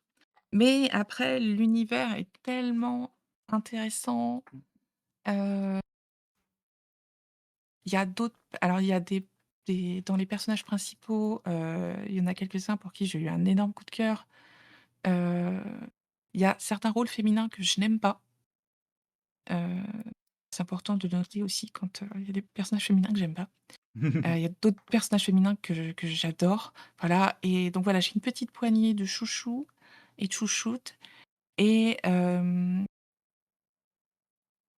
la façon dont c'est montré, il y a voilà, il y a tellement de choses que j'ai aimées dans The Expanse que ça compense. Hem, certaines choses que j'ai pas aimées ou moins aimées. Mmh. Voilà, mais c'est un autre sujet comme je disais tout à l'heure et bah, voilà, en tout cas pour For All Mankind, je suis assez contente, on va dire, qu'il y ait une saison et que ça s'arrête encore. Enfin voilà, qu'il y a encore une saison et que ça s'arrête, heu, parce que comme ça, ils pourront faire quelque chose de ils pourront clôturer Oui, proprement, j'espère et de toute ça, c'est façon, important dans une série. on aura la vraie fin puisque c'est la fin logique de, à Mmh quel mh. stade en est la divergence quand on rejoint notre temporalité. Ce Voilà sera, et pour que moi, c'est qu'on important. que ça nous plaise ou non à chaque spectatrice et que ce soit réussi ou non selon notre avis Oui, critique, ce sera, la conclusion, réelle. Mmh. voilà et pour moi, c'est déjà un il y a déjà un degré de satisfaction, quand je sais que, les équipes qui travaillent sur la série ont pu, heu, finir l'histoire comme ils le voulaient. C'est déjà, pas mal. Pour avoir beaucoup souffert non, parce que je pense, si on qu'on parle, encore un petit peu de Mmh. séries de SF, heu, donc voilà, tu disais The Expanse, il y a eu un hiatus, heu, J'ai cité entre, Carnival qui a été aussi interrompu après 2 saisons seulement et avec vraiment, une histoire, coupée au milieu. et je pense aussi à, Farscape, heu, qui a eu beaucoup de comment ça s'appelle? De trous dans son résumé, on va dire. Mmh. Voilà et qu'au final, ils ont pas pu faire ce qu'ils voulaient, et c'est tellement dommage parce que c'est pareil, c'était un univers vraiment, très intéressant, très riche, vraiment et j'aurais aimé qu'ils puissent faire, heu, ce qui était prévu. Mmh. Mais bon, voilà, je garde cette série, dans mon cœur parce que j'ai vraiment beaucoup aimé. Et là, je réfléchis un petit peu, je crois que même le méchant des premières saisons, je le déteste pas. Je crois De pas qu'il y ait de la quoi? personnages De quoi tu parles? dans Farscape. Dans Farscape, d'accord. Ouais et ouais, je crois pas dans Farscape qu'il y ait un personnage quand il apparaît que je me suis dit: «Oh non, pas encore lui là, je l'aime pas». Voilà, c'est pour dire le niveau de la place de Farscape dans mon cœur. Mmh. Voilà. Donc pour les gens qui aiment la science-fiction, l'histoire de la science, de la recherche, For All Mankind, les gens qui aiment, les séries avec un montage, j'allais dire parallèle, non, un parallèle et alterné, qui fait beaucoup de world building et explique beaucoup de choses, politiques. Les gens qui aiment justement la partie montage alterné de, j'ai perdu le nom, ce dont tu viens de parler avec, Mars et la The Expanse. voilà, The Expanse ou même de Game of Thrones. Les gens qui aiment ce type de montage multi-personnages pour faire du world building et de la politique, les gens qui aiment l'histoire de la NASA, les gens qui aiment la place des femmes dans, la science et l'armée, ça vaut le coup de regarder pour ne serait-ce que si on n'aime pas au bout d'un moment, découvrir les 2 premières saisons qui font une très, Oui, très les 2 bonne premières entité et saisons au moins, vraiment ouais. 2 des meilleures saisons de télé de ces 20 dernières années.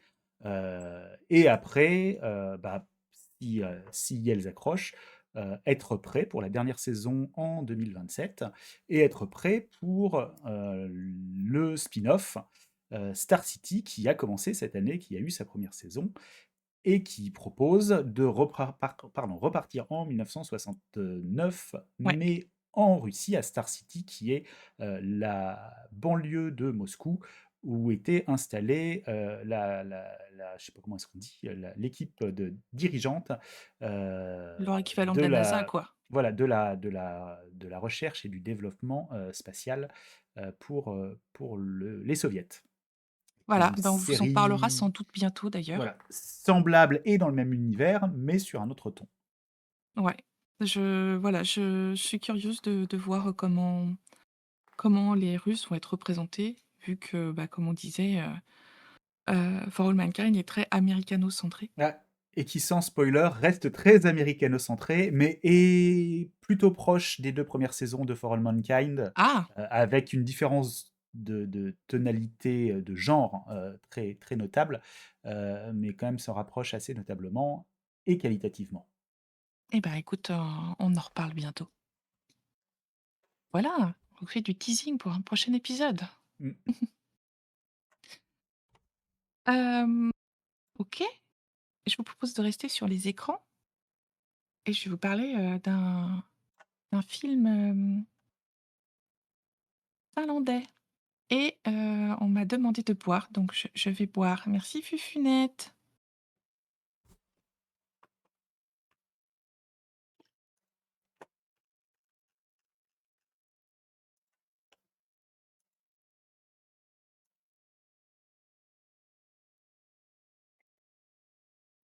Voilà, c'est fait, promis.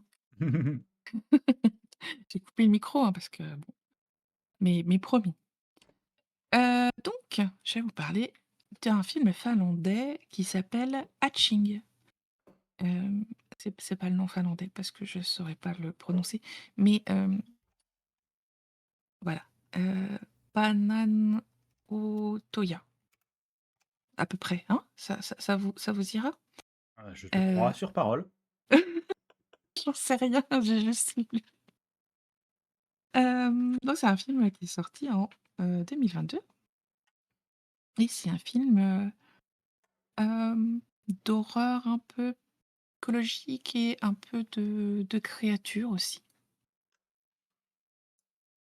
Heu, Hatching en anglais, ça veut dire, éclore et c'est important, je vous ai pris une affiche, alors je pense que c'est la pochette d'une sortie DVD où on voit, une coquille d'œuf brisée et une main ensanglantée qui en sort. Et ben, je vais vous raconter, pourquoi c'est ça sur le visuel, hein. Hem, du coup, de quoi ça parle? Donc on suit, une jeune fille, je sais pas quel âge elle a, elle doit être, début du collège. Elle s'appelle, Tinia. C'est une, jeune gymnaste, heu et elle fait tout pour plaire à sa mère. On est encore dans une histoire d'injonction, hein. J'ai pas fait exprès, c'est maintenant que je m'en rends compte. C'est vrai que Heu, dire ça et avoir l'image de l'œuf et tout, ça va très avec ça pourrait s'appeler Consume Me aussi. oui. Sa mère, heu, elle est obsédée par son image. C'est une, influenceuse famille sur un équivalent d'Instagram. Elle fait des vidéos en montrant comment sa maison, elle est parfaite, elle essaye de toujours être, tirée à 4 épingles. Ses enfants aussi doivent être parfaits, donc dans la famille, ils sont 4: maman, papa, Tinia et un petit frère. Heu et donc voilà, tout doit être parfait, le la maison, elle est, ultra nettoyée, ultra stylée, tu vois le truc? Et on comprend au fur et à mesure, du film que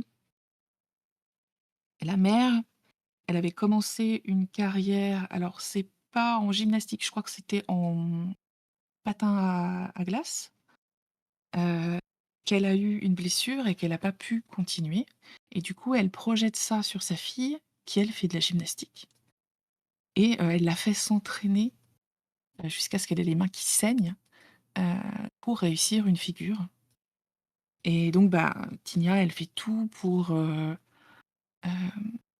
essayer de satisfaire sa mère. Heu, le reste de la famille, le mari et le petit garçon, c'est pas grave.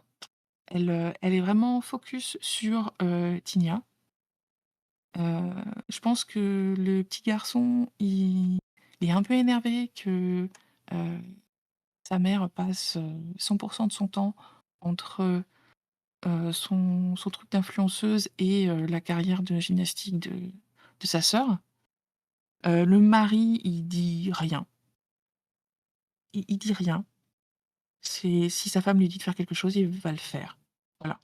C'est il y a aucun moment il dit, «Il faudrait que tu passes un peu plus de temps avec notre fils» ou «Sois un peu moins dur avec Tinia». Non, à aucun moment il ose quoi que ce soit. Hem, à un moment, hem, alors qu'ils, sont dans leur salon, ils sont dans une belle maison, hein, ils ont des beaux meubles et tout, ils sont en train de faire une séance photo et il y a un oiseau qui rentre. Et il est paniqué, hein, forcément, hein. Je sais pas si vous avez déjà eu un oiseau, qui rentre chez vous. Moi, ça m'est déjà arrivé 3 fois. Heu, le pauvre animal, il est complètement paumé et tout ce qu'il cherche à faire, c'est sortir. Donc il vole dans tous les sens, il se cogne, dans les meubles, il fait tomber des vases et tout ça et c'est pas possible. Pour la mère, c'est non, il apporte le chaos au milieu de son univers parfait, c'est pas possible. Quand elle a fini de houspiller tout le monde pour, qu'ils attrapent l'oiseau, une fois que l'oiseau est attrapé, donc Tinia pense qu'elle va relâcher l'oiseau. Non, non, elle lui tord le cou. C'était waouh! Montré de façon,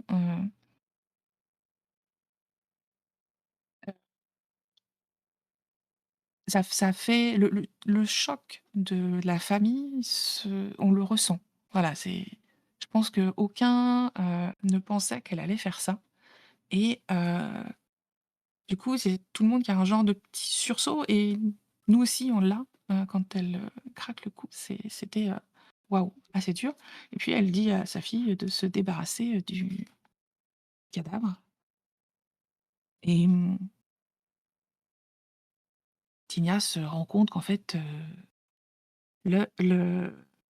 l'oiseau couvait un œuf et c'est un œuf, qui est un peu original. Sa coquille, elle est bleue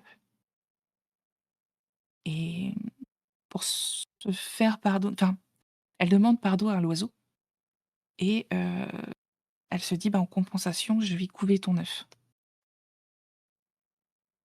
Donc elle commence à le couver, sous son oreiller, ce genre de choses, tout en continuant, ses leçons de gymnastique, tout ça et on se rend compte au fur et à mesure des jours, l'œuf, il grossit. Normalement, ça arrive pas à ça, hein. Je le dis tout de suite, normalement, l'œuf, il grossit pas. L'œuf, il grossit et il finit par faire, il est tellement gros qu'elle est obligée de le mettre dans son armoire. Et je regarde autour de moi, qu'est-ce que je pourrais prendre comme repère pour vous donner une idée de la taille du de l'œuf et Tu peux dire sa taille en centimètres? bah, 30 centimètres? j'essaye 50 j centimètres? non, j'aurais dit plutôt 1 mètre. Il est vraiment très grand. Il fait la taille de la petite fille, quoi. Non, elle est quand même un peu plus grande. Donc un peu moins bah, non, alors, bah, enfin voilà, maximum 1 mètre Mmh. et elle est quand même un peu plus grande. Et puis, l'œuf finit par éclore. Ce qui en sort, c'est, une créature bizarre, un oiseau humanoïde géant et quasiment déplumé et Tania va essayer de prendre soin de la créature. Elle va lui donner un nom. Elle va même jusqu'à, manger, des choses pour les régurgiter parce que sinon, l'oiseau ne mange pas et on se rend compte que, petit à petit, l'oiseau, il devient de plus en enfin, cette créature mi-oiseau, mi-humain devient de plus en plus humaine. Voilà, je laisse ça là. Hem et du coup, pour pas vous spoiler, le reste de l'histoire, je vais vous parler plus de moi ce que je retire de ce film. Alors déjà, c'est un film, finlandais et j'en vois pas souvent. Donc je me suis dit que ça pouvait être intéressant, d'en parler un peu et et c'est, assez intéressant, en fait, je réfléchissais pas du tout dans mes notes. Là, juste, je me dis: À quel autre type de film ça me fait penser?» Et ça me fait un petit peu penser, au film, alors en français, je crois qu'il s'appelle Morse, mais en anglais, c'est, Let the right one in. Mmh. Laisse entrer, la bonne personne. Et alors je vais vérifier, mais je crois que c'est danois? Swedish. Suédois, OK. Et donc ce réalisateur-là a aussi fait, attends, c'est pas celui-là? J'ai confondu avec un autre? Ah bah non, c'est quelqu'un d'autre auquel je pense alors. Et il y a ça me fait aussi penser donc à un autre, film, heu,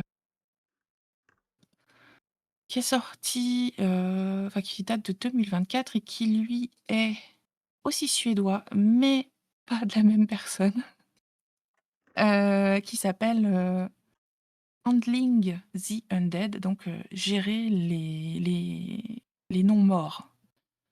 Et c'est marrant, j'étais persuadée que c'était fait par la même personne parce que, heu, ils sont dans le même type de façon de filmer, de représenter l'histoire. Bref, c'est assez intéressant, de regarder un peu, ce que font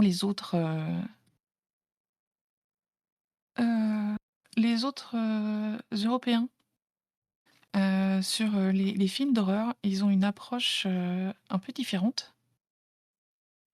Oui, parce que oui, en je dis avec fait Gigatoon, effectivement, Mort, c'est un film sympa et une référence importante de l'horreur et de l'horreur européenne ces dernières années. Enfin, ce oui, millénaire. Il a oui, 20 tout ans à maintenant, fait. mais Oui, oui, c'est sympa Morse. Voilà, bah, ça reste en fait un film d'horreur, hein, mais c'est pas montré c'est montré différemment de enfin voilà, c'est une façon de faire de l'horreur qui est assez différente, heu, de du reste de la production, hein, voilà. Et Handling the Undead, c'est dans le même genre et au final Hatching les rejoint dans cette catégorie un petit peu de d'horreur. Je sais pas, je vais appeler ça, l'horreur nordique, j'en sais rien. Heu, mais voilà, c'est super, tu l'avais vu plus comme une tranche de vie que de l'horreur? Oui, mais en fait, ça tout dépend hem, tout dépend de comment tu vois les choses. Moi, c'est vrai, on en a parlé régulièrement, je suis assez, généreuse avec, avec, la terminologie de l'horreur. C'est, correct ce que je dis, Pâques? De oui. dire que tel film, est un film d'horreur? Mm. Heu, voilà, enfin, je suis assez, voilà, généreuse, et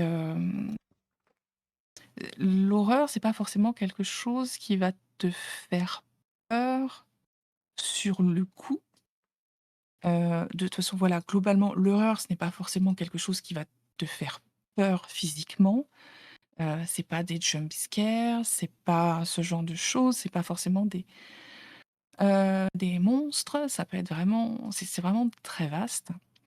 Alors oui, on peut dire que c'est plutôt de l'horreur adjacent. Voilà, que c'est pas à 200 de l'horreur, mais il y a quand même une part d'horreur dedans.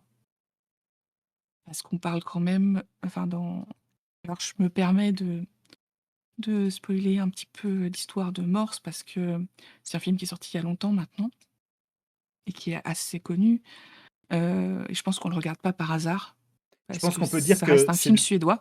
je pense qu'on peut dire que c'est de l'horreur parce qu'en en 20 ans, ça a été influent dans le cadre de l'horreur en plus. Même si effectivement, c'est pour ça que j'ai dit dans le cadre spécifique de l'horreur RSC européenne, c'est à part de beaucoup de choses qu'on appelle horreur. Oui, mais voilà, enfin, c'est quand même il y a quand même un vampire, il y a quand même des gens qui se font vider de leur sang. C'est pas ultra gore, mais il y a quand même, ces éléments-là qui sont, assez importants. Mm. Donc voilà, et dans Handling the Undead, bah, il y a des morts-vivants et c'est pas un film de zombies comme on a l'habitude de voir, et il y a aussi, ce que tu appelles, la tranche de vie, hein, Gigatoon dans Handling the Undead, mais il y a quand même une de l'horreur, dedans, et donc Mais pour en il y a fait, je beaucoup de tranches de peut-être vie que dans l'horreur, de toute façon. oui, c'est ça, en fait, c'est ce que je suis en Dans train de me dire au tout final. le domaine critique social de l'horreur, qui est la partie euh, hors exploitation pure, hors gore et surprise et horreur thriller, c'est beaucoup dans la tranche de vie. On peut en trouver on peut aller jusqu'à Massacre à la tronçonneuse La et ce tranche serait de une vie blague. vacances? Ce serait une blague de dire juste ah c'est une tranche de vie, mais on pourrait quand même arguer qu'il y a une filiation entre ce qui est proposé par Tobe Hooper et les films tranches de vie. Mmh, Et La colline à des yeux et je sais pas quoi, enfin surtout les films de cette époque, ça fonctionne. hem, oui, voilà, en fait, ce que je voulais dire, c'est que du coup, dans cette partie, donc voilà, dans la production cinématographique, de l'Europe du Nord, il y a une catégorie, d'horreur, heu, qui ressort parce que, ça en fait pas des tonnes sur l'horreur, sur le sang, sur le gore, tout ça. Il y a beaucoup de réflexions, écologiques derrière. Et j'ai dit psychologique, hein, pas Mm. philosophique, c'est exprès. Heu et du coup, c'est des films, qu'on commence à regarder sans savoir trop, ce qu'on va voir, en fait. On pourrait croire qu'on va voir un truc chiant et en fait, c'est pas chiant du tout. Hem, c'est même beaucoup plus intéressant que pas mal de films, français qui sont proposés aujourd'hui, hein, bien plus intéressants. Mais c'est vrai, voilà, tu commences le film, tu es dans une super maison, tu vois la mère qui fait ses trucs pour, son Instagram et tout ça, pour son truc d'influenceuse, et tu dis: «Mais, qu'est-ce que je vais regarder là? Je comprends pas, comment ça, c'est un film d'horreur?» Et puis petit à petit, heu, c'est peut-être, de l'horreur, qui, qui grandit dans le temps, en fait. Au début, tu te demandes comment il va y avoir, de l'horreur en fait, qu'est-ce qui va arriver pour, pour mettre l'horreur dans cette histoire, et voilà, c'est plus un long burn.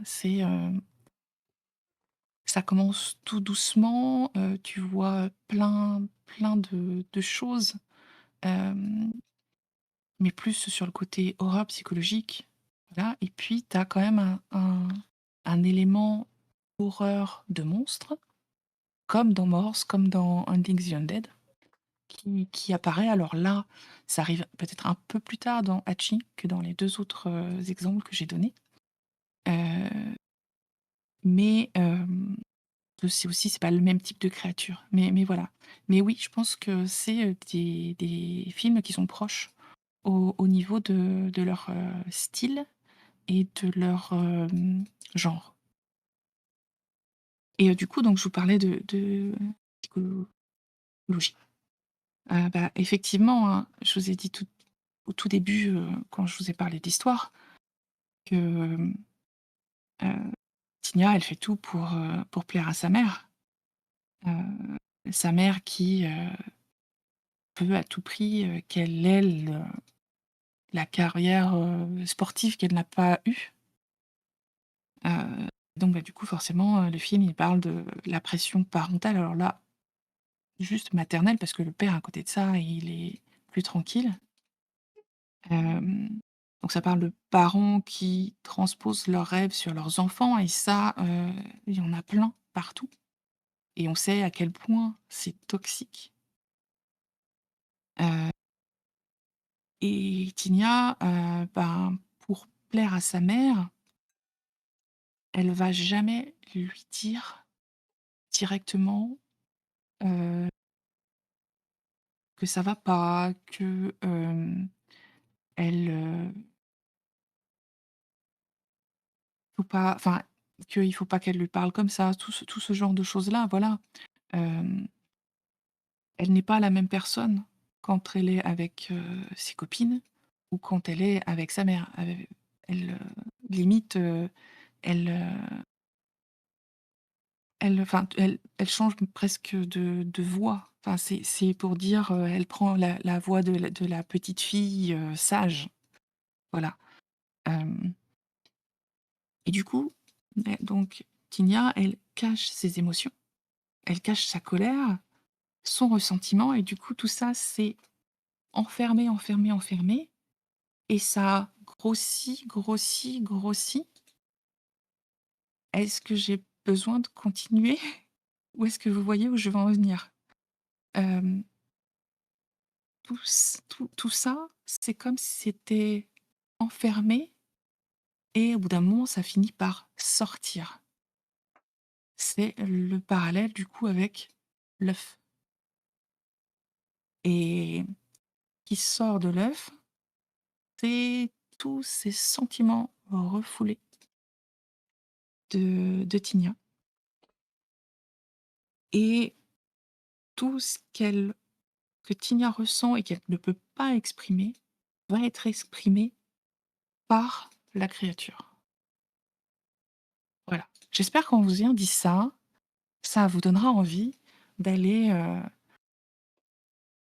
creuser un peu, du côté, des films, finlandais et suédois, parce que, bah, il y a des trucs sympas. Voilà. Et de cette frontière de l'horreur, cette irruption de la noirceur dans le réel qui est Mmh. parfois dure à délimiter en termes de simple genre cinématographique. Ah, Oui, c'est plus c'est ça. facile quand on a le merveilleux et la partie fantastique quand même, Oui, comme c'est le cas ici, mais où quand même, oui, les frontières peuvent être poreuses. oui, c'est ça, ouais, ouais, tout à fait et oui, oui, enfin, j'ai été, même si je voyais un peu la fin venir, ça m'a quand même, heu, enfin, il y a une partie de la fin que je voyais venir et le voir se réaliser, j'ai fait: «Waouh! OK». Ça fait c'est pas juste, «Ah, je l'avais vu venir, c'est pas intéressant». C'est ça m'avait suffisamment happé pour, puis comme je disais, j'avais pas tout prévu, mais ça j'ai été, rivée à l'histoire, quoi, complètement. Voilà.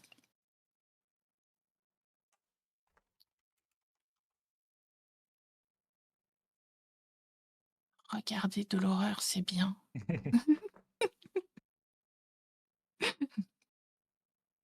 L'horreur, c'est varié. Bah, tiens, je vais en profiter pour faire un teasing. Merci Fufu. Faire un teasing dans le prochain épisode. Je vais encore parler d'horreur. Bon, est-ce que c'était la peine que je vous fasse un teasing là-dessus? Non, pas trop. Mais de l'horreur qui m'a fait peur, pour une fois. Et oui, Ah, j'avoue. Eh ouais, eh ouais, ouais. ça t'a On en fait parlera plus. aussi peur que Consume Me? C'est différent. Parce qu'aujourd'hui, tu as parlé d'horreur, mais et on a parlé d'éléments de thriller dans une série de SF où il y a beaucoup de péripéties dangereuses. Mais là où tu nous as parlé quand même de choses dures, c'était sur Consume Me. Oui, oui, oui, bah, oui, parce que forcément, j'ai passé plus de temps que devant le film. Heu et comment, j'étais beaucoup plus impliquée puisque c'est moi qui prenais les décisions, quoi. Donc ouais. Mais c'est Et pas un oui, jeu d'horreur, hein. et oui, c'est C'est efficace juste les qu'on jeux se rend compte vidéo, hein. que c'est juste qu'on se rend compte que, les humains sont horribles, c'est tout. Voilà. Voilà, voilà, donc vous savez, que prochainement, alors on sait pas quand, on vous parlera de Star City et que dans le prochain épisode du podcast, je vous reparlerai encore d'horreur. De l'horreur qui m'a fait peur et je pense que vous allez être déçus. Voilà, on verra. Heu, est-ce que tu as quelque chose à ajouter, Puck? Non, c'est une bonne conclusion. OK et ben, du coup, je vous remercie toutes et tous, d'avoir passé ce petit moment avec nous. Hem, on vous donne rendez-vous a priori pour dans 2 semaines, normalement dimanche 23. On communiquera comme d'habitude sur, nos réseaux pour si jamais il y a un changement ou de toute façon pour confirmer, comme d'habitude.